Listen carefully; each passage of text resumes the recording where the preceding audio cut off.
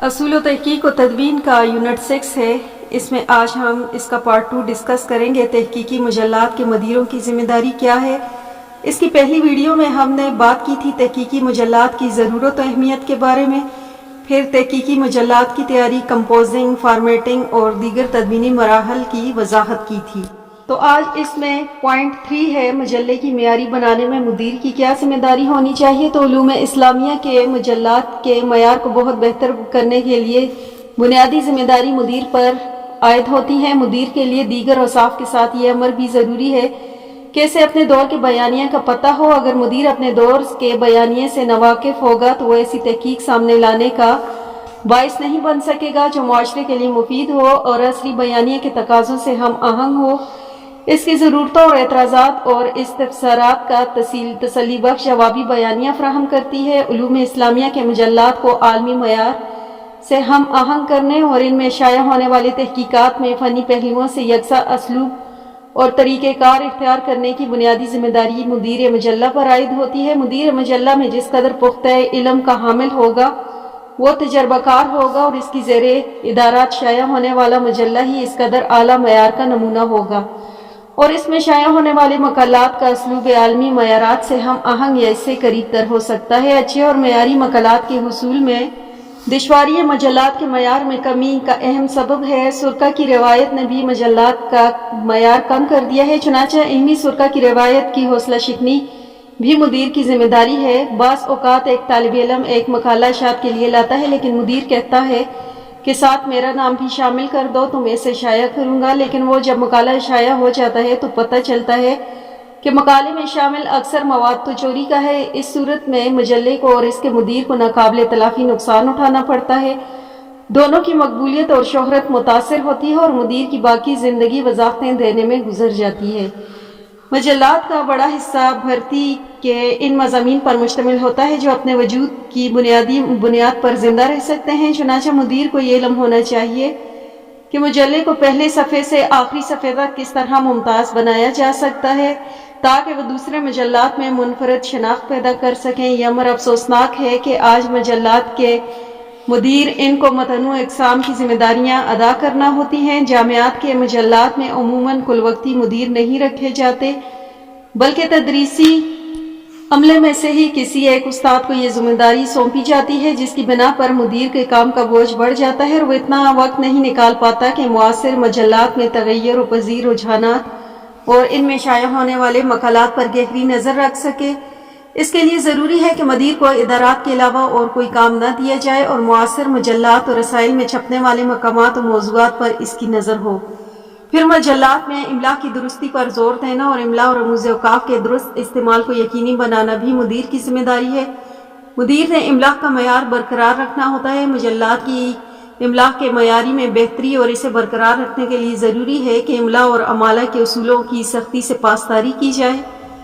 مثلا لکھا جاتا ہے کہ اس سلسلے میں، حالانکہ درست ترکیب یوں ہے کہ اس سلسلے میں مزید برآرائج اردو الفاظ کی جگہ غیر ضروری طور پر انگریزی الفاظ لکھنے سے گریز بھی بہتر معیار کی ایک اکائی ہے۔ املا میں حروف کے استعمال کے حوالے سے اساتذہ فن کے استشہاد کی رعایت اور طے شدہ اصولوں کی پاسداری کی جانی چاہیے۔ مثلا گزشتہ کو زال سے لکھنا اور گزارش کو زا کے ساتھ لکھنا۔ مطلب یہ ہے کہ ان الفاظ کو ان کی اصل زبان میں مصادر کی رعایت کے ساتھ املا کیا جانا چاہیے۔ مدیر کو مجلے میں اشاعت کے لیے موصول ہونے والے مقالات میں زبان و بیان کے متنوع مسائل ہو سکتے ہیں، اس لیے مقالات کی زبان کو عام فہم کرنا اور پوشیدہ عبارت کو کھولنا اور خلا کو پر کرنا بھی مدیر کی ذمہ داری ہے۔ اس لیے تحقیقی مقالات میں حاشیہ نگاری کی مسلمہ اہمیت ہے۔ جہاں کہیں خلا ہو، مدیر کو چاہیے کہ وہ اس خلا کو اپنی توضیح سے پر کرے۔ مدیر مقالہ نگار اور قاری کے درمیان پل کا کردار ادا کرتا ہے۔ اس تناظر میں مدیر کی ذمہ داری نہایت اہم ہوتی ہے اور مدیر کی ذمہ داری ہے کہ مقالے میں موجود الجھن کو ختم کرنے کی کوشش کرے اور الجھے ہوئے اور طویل پیراگرافوں کو مختصر اور آسان بنائے۔ مجلات کے معیار کو بہتری کے لیے تدوینی امور میں مہارت کا حامل ایک الگ مدیر ہونا چاہیے۔ ہمارے ہاں مجلات میں عموماً ایک ہی مدیر ہوتا ہے اور تمام طرح کی ادارتی ذمہ داریاں اس کو نبھانا ہوتی ہیں۔ حالانکہ ایک مجلے میں مہارتوں اور فنون کے اعتبار سے مختلف مدیر ہونے چاہیے، خصوصاً فنی تدوین کے لیے ایک ماہر مدیر ہونا چاہیے، جیسا کہ سطور بالا میں اشارہ کیا گیا کہ جامعات سے شائع ہونے والے مجلات میں عام طور پر پہلے سے تدریسی سرگرمیوں میں مصروف اساتذہ کو ہی مدیر بنایا جائے۔ اس سے ان پر اضافی بوجھ بڑھتا ہے اور ان کے لیے وقت کی قلت کی بنا پر تدریسی و تحقیقی اور ادارتی فرائض کے مابین توازن اور معیار برقرار رکھنا دشوار ہو جاتا ہے۔ اس لیے تدوینی امور کے ماہر مدیر کی ضرورت مسلمہ امر ہے۔ مدیر کی یہ بھی ذمہ داری ہے کہ وہ مجلس ادارات سے مضامین کو جانچنے کے لیے ایک میکانزم کی منظوری لے۔ جب مقالات ایک ہی میکانزم کے تحت جانچے جائیں گے تو ہی مجلے میں شائع ہونے والے تمام مقالات کا معیار ایک جیسا ہوگا۔ مقالے کے معیار کی جانچ مصنف کے ایک درجہ فائق علمی شخصیت سے کروائی جائے، جیسا کہ گزشتہ صفحات میں ذکر ہوا ہے کہ جامعات سے شائع ہونے والے تحقیقی مجلات کے ادارات کی ذمہ داری بھی عموماً جامعات کے اساتذہ ادا کرتے ہیں۔ چنانچہ ایسے مدیران کو چاہیے کہ مقامات جانچ کے لیے ماہرین کو بھجوانے سے قبل ان کے حوالہ جات اور دیگر بنیادی نوعیتوں کی چیزوں کو جانچ لے۔ ایم اے، ایم فل اور پی ایچ ڈی کے محقق طلباء سے تحقیقی مشق کے طور پر کروا لی جائے۔ اس طرح اشاعت سے قبل مقالات میں درج آیات، احادیث اور دیگر علمی حقائق کی مزید تصدیق کے لیے محقق طلباء کو کام میں اپنے ساتھ شامل کریں۔ جامعات میں شائع ہونے والے علوم اسلامیہ کے تحقیقی مجلات میں ایک خامی یہ بھی ہے کہ بسا اوقات قارئین کو بعض مجلات پر مخصوص مسالک کو ترجیح دینے کی چھاپ لگی محسوس ہوتی ہے۔ یہ مدیر کی افتاد اتباع کا شاخسانہ ہوتا ہے۔ تحقیقی رویے غیر جانبداری کے بغیر پروان نہیں چڑھائے جاتے اور تحقیق کے لیے سازگار ماحول غیر جانبداری سے ہی تشکیل پاتا ہے۔ اگر کسی مجلے کا مدیر کسی مخصوص مسلک کی طرفداری کی روایت قائم کرے گا تو یہ چیز تحقیق اور مجلے کے معیار کے لیے زہر قاتل ثابت ہوگی۔ چنانچہ علمی اور تحقیقی دنیا کو مسلکی اور فرقہ وارانہ تفریق اور امتیاز سے محفوظ رکھنا جہاں اہل علم کی مشترکہ ذمہ داری ہے، وہاں مجلے کو اس کمزوری سے پاک رکھنے کا فریضہ بہرحال مدیر پر عائد ہوتا ہے۔ مدیر کی حیثیت ایک جج کی ہوتی ہے۔ ہمارا ایک المیہ یہ ہے کہ ہمارے ہاں مسلکی تعصب بہت زیادہ ہے۔ جس مسلک کا مدیر ہوتا ہے عموماً اس خاص مسلک کے نمائندہ لوگ کے مقالات کو مجلے میں ترجیحی بنیادوں پر شائع کیا جاتا ہے۔ دوسرے مسلک کے لوگوں کے مقالات کو محض مسلکی منافرت کی بنا پر مسترد کر دیا جاتا ہے یا ان کی اشاعت میں دانستہ تاخیر کی جاتی ہے۔ یوں مسلکی تعصب نے جامعات کی طرح مجلات پر بھی نہایت برے اثرات مرتب کیے۔ ہمارے ہاں مختلف قسم کی عصبیتوں کی موجودگی میں منفی رجحان پروان چڑھانے میں اہم کردار ادا کرتی ہے۔ یہی وجہ ہے کہ بعض اوقات دوران تحقیق محض اپنے عصبیت کی بنا پر دوسروں کی تنقید کی جاتی ہے یا پھر اپنوں کو غیر ضروری توصیف و تحسین کی جاتی ہے۔ تحقیقی مجلات میں مقالات کی اشاعت اور انتخابات میں مقالے کو دیکھا جانا چاہیے۔ مقالہ نگار کے منصب و مرتبے کو مد نظر نہیں رکھا جانا چاہیے۔ بعض معروف اور ممتاز شخصیات کے غیر معیاری مقالات محض ان کی شہرت و مقبولیت کی وجہ سے چھپ جاتے ہیں۔ مدیر کو کسی سے اس کی شہرت اور منصب کی بنا پر مرعوب نہیں ہونا چاہیے، بلکہ معروف شخصیات کے مقالات کے مندرجات اور حوالہ جات کو لائبریری میں جا کر بطور خاص اصل مصادر سے چیک کرنا چاہیے، اور اگر مقالہ غیر معیاری ہو تو اسے مسترد کرنے میں تعامل نہیں کرنا چاہیے۔ مدیر کو چاہیے کہ غیر معیاری مقالے کی اشاعت کے لیے سفارش کو سختی سے رد کر دے اور خود بھی ایسے مقالات کی اشاعت کے لیے قطعاً کسی دوسرے مجلے کے مدبیر سے سفارش نہ کرے۔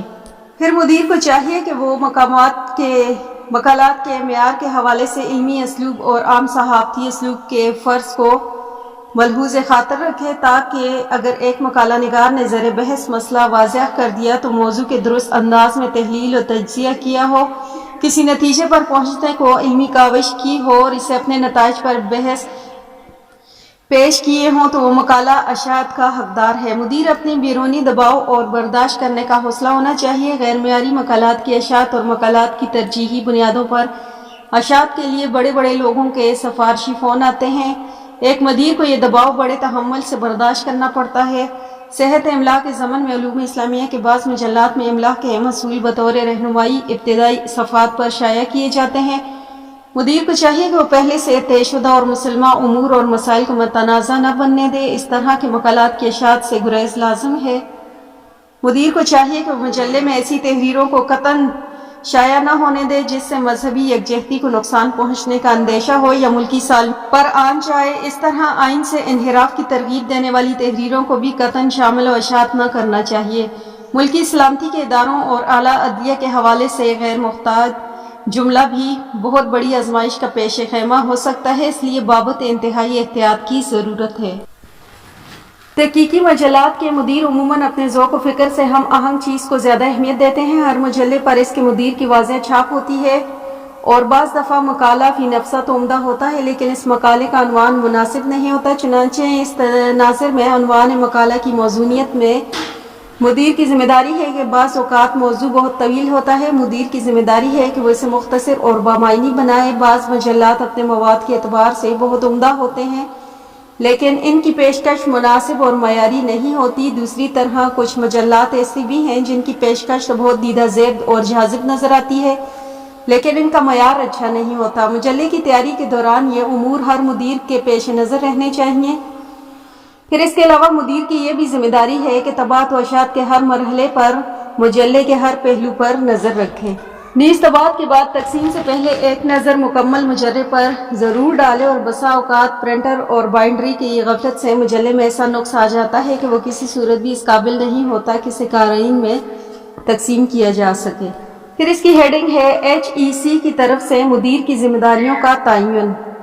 تو سب سے پہلے ہے مجلے کی ساکھ اور معیار کو، پھر اس کے بعد HEC کی طرف سے مدیر کی ذمہ داریوں کا تعین۔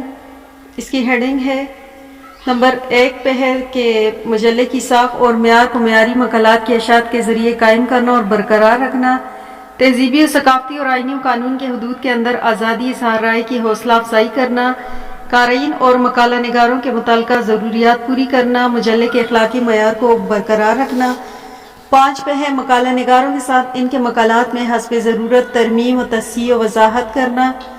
پھر 6 پہ ہے کہ تحقیق، تعاون اور شراکت کے حصول کے لیے باہمی اور باوقار اعتماد کی فضا قائم کرنا۔ 7 پہ ہے مجلے کے معیار میں بہتری کے لیے قارئین، مقالہ نگاروں، جانچ نظر ثانی کرنے والے ماہرین اور مجلس مشاورت کے اراکین کی تجاویز اور نئے خیالات و افکار کی حوصلہ افزائی کرنا۔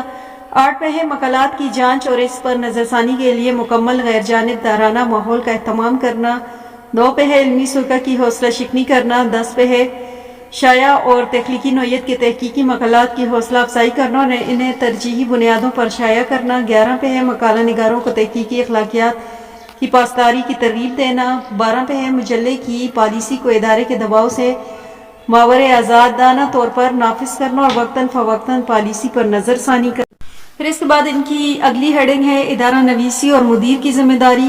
تو مجلات کا ادارہ مجلہ شائع کرنے والے ادارے کی پالیسی اور مدیر کے فکری زاویے کا آغاز ہوتا ہے، چنانچہ ادارہ یہ بہت محنت سے لکھنا چاہیے۔ مدیر کو اداریے میں تازہ شمارے کے مشمولات کا اجمالی تذکرہ کرنا چاہیے تاکہ کوئی مکمل مقالات پڑھ سکے تو اداریہ سے یہ اندازہ لگا لے کہ مقالات کس حد تک موضوع کا احاطہ کرتے ہیں۔ دیکھنے میں آیا ہے کہ مجلہ ادبی ہوتا ہے اور ادارہ یہ سیاسی مجلہ اسلامی تاریخ و ثقافت پر ہوتا ہے، اور اداریہ علماء پر تنقید سے لبریز ہوتا ہے۔ ادارہ ہلکا پھلکا اور فکری کاغذ پر مشتمل ہوتا ہے، اسے بوجھل نہیں بنانا چاہیے۔ ادارہ ایسا ہو کہ اسے پڑھ کر قاری کو کوئی فکر ملے۔ اداریہ نویسی کے کچھ تقاضے ہوتے ہیں جن کو بہتر صورت میں پیش کرنا ضروری ہے۔ ادارہ نویس کو اداریہ کو فکر انگیز بنانا چاہیے تاکہ سوچ کا عمل آگے بڑھے، اور اداری اور تحقیقی مقالے میں موجود فرق کو ملحوظ رکھنا چاہیے۔ اداریہ مدیر کا فکری بیانیہ ہوتا ہے، اس کے لیے رسمیات تحقیق کی بنیاد لازمی نہیں ہوتی، چنانچہ مدیر کو چاہیے کہ وہ انتہائی محنت کے ساتھ ایسا فکری بیانیہ تیار کرے جو قارئین کو فکری رہنمائی بھی فراہم کرے۔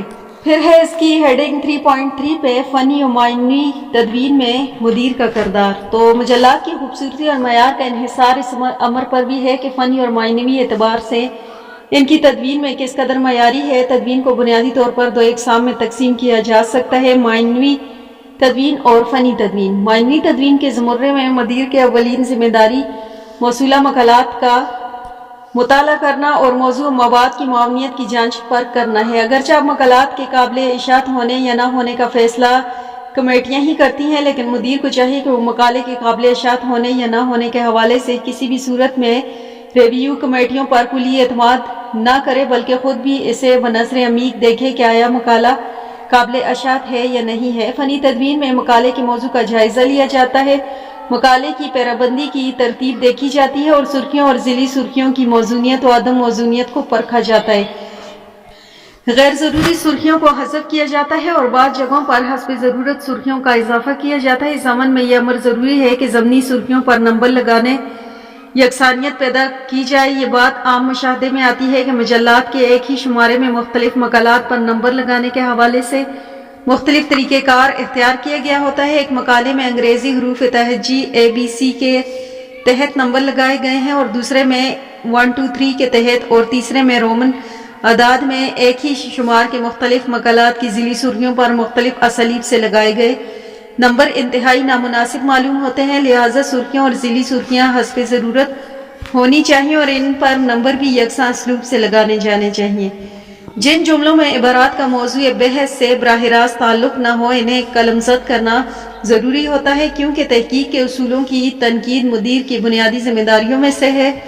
کبھی مضمون نگار اپنے تحریر کے حسن کو نکھارنے کی کوشش میں اتنا کھو جاتا ہے کہ متن میں حوالہ جات کے نمبر لگانا ہی بھول جاتا ہے۔ اب مدیر کی ذمہ داری ہے کہ وہ متعلقہ مقالات پر حوالہ جات کے نمبر لگوائے، بغیر مقالے کو شامل اشاعت نہ کرے۔ اس طرح قرآنی آیات صورتوں کے نمبروں اور ناموں کی جانچ پڑتال، آیات کے حوالہ جات میں یکسانیت پیدا کرنا بھی مدیر کی ذمہ داری ہے، کیونکہ اچھے اور معیاری مجلات کا انحصار محض معیاری مقالات پر ہی نہیں بلکہ ان کی عمدہ پیشکش پر بھی ہوتا ہے۔ اگرچہ مقالات میں حسن و ترتیب نہیں ہوتا، مقالات لکھتے وقت سب سے پہلے ایک تمہیدی پیراگراف لکھنا چاہیے جس میں موضوع کے ارتقاء اور مقالہ کا تعارف ہونا چاہیے۔ موضوع سے متعلق مواد دلائل کی ترتیب میں قرآنی آیات اور پھر احادیث نبویہ کو اولیت دی جانی چاہیے، بعد ازاں آثار صحابہ اور فقہ سے استنباط کرنا چاہیے۔ فقہی استنباط میں دیگر فقہا کی آراء تقابل اور پھر تمام کی آراء کا تجزیہ کرنا چاہیے۔ مجلات کے زیر اشاعت شماروں میں مقالات کو ترتیب دیتے وقت عموماً شخصیاتی ترتیب کا خیال رکھا جاتا ہے۔ زیادہ معروف اور عالی مناصب پر فائز مقالہ نگاروں کے مقالات کو فہرست میں جگہ دینی چاہیے، جبکہ دیگر مقالات کو بعد میں لگایا جاتا ہے۔ حالانکہ فہرست میں ترجیح اور اولویت و فوقیت کی بنیادیں مقالات کے موضوعات اور ان کا اعلیٰ معیار ہونا چاہیے۔ ایک شمارے میں اگر مقالات کی تقدیم و تاخیر ان کے علمی وزن کے اعتبار سے ہو تو اس سے معیار کو بلندی میں مدد ملتی ہے۔ علمی و تحقیقی جرائد کی تدوین میں متن کی حیثیت بنیادی عنصر کی ہوتی ہے، چنانچہ مدیر کی ذمہ داری ہوتی ہے کہ صحت متن کے ساتھ ساتھ بلکہ علمی و تحقیقی معیار بھی اس کے پیش نظر ہو۔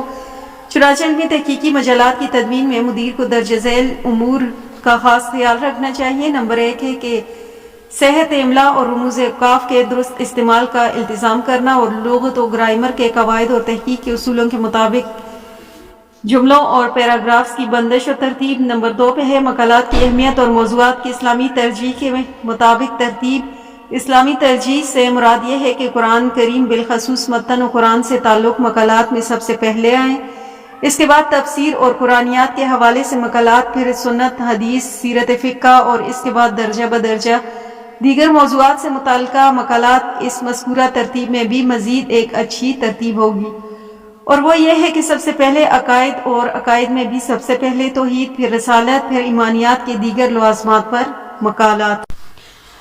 پھر 3.4 پہ اس کی ہیڈنگ ہے مجلے کے تخصص کی رعایت۔ تو علوم اسلامیہ کے اکثر تحقیقی مجلات عموماً اسلامی علوم کی تمام شاخوں پر مقالات شائع کرتے ہیں، تاہم بعض مجلات صرف مخصوص علمی شعبے کی ترجمانی کرتے ہیں اور ان میں صرف متعلقہ شعبہ علم کے ہی مقالات شائع ہوتے ہیں، جیسے علوم القرآن، حدیث، سیرت النبی صلی اللہ علیہ وآلہ وسلم اور فقہ وغیرہ پر خصوصی مجلات شائع کرتے ہیں۔ ایسے مجلات جو علم کے کسی مخصوص شاخ سے متعلق ہوں، ان کے مدیر ان پر لازم ہے کہ وہ مجلات کا معیار برقرار رکھنے کے لیے صرف متعلقہ شعبہ علم کے موضوعات پر ہی مقالات شائع کریں۔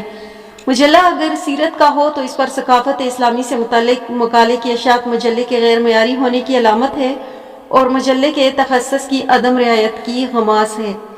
پھر اس کے بعد ہے ہیڈنگ اس کی 3.5 پہ اشاعت کے منتظر مقالات کی نظم بندی۔